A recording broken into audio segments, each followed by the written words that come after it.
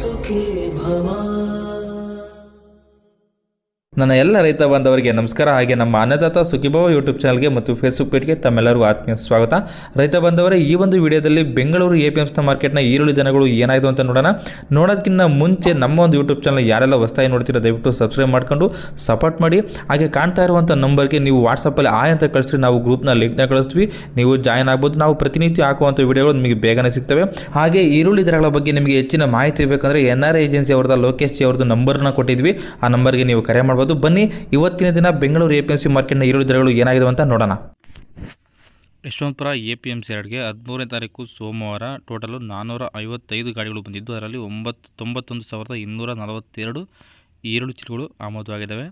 ಇದೆಲ್ಲ 1 ಕ್ವಿಂಟಲ್ಗೆ ಇರೋದು ಹೇಳೋ ರೇಟ್. ನಾವು ಹೊಸ ಈರುಳ್ಳಿ ಏನಾಗಿದೆ ರೇಟ್ ನೋಡೋಣ ಬನ್ನಿ.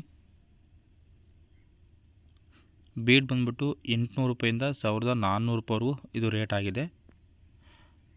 ಅದೇ ರೀತಿ ಬಿಜಾಪುರ ಮತ್ತು ಸೋಲಾಪುರ ಆಲ್ಮೋಸ್ಟ್ ಸೇಮ್ ರೇಟ್ ಆಗಿದೆ. 500 ರೂಪಾಯಿಂದ 1200 ರೂಪಾಯಿವರೆಗೂ ರೇಟ್ ಆಗಿದೆ ಬಿಜಾಪುರ ಮತ್ತು ಸೋಲಾಪುರ.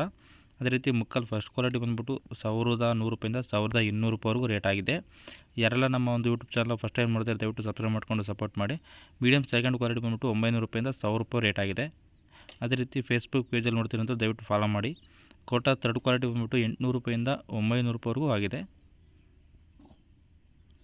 ಗೋಲ್ಟಿ ಫೋರ್ತ್ ಕ್ವಾಲಿಟಿ ಬಂದುಬಿಟ್ಟು 200 ರೂಪಾಯಿಂದ 500 ರೂಪಾಯಿವರೆಗೂ ರೇಟ್ ಆಗಿದೆ.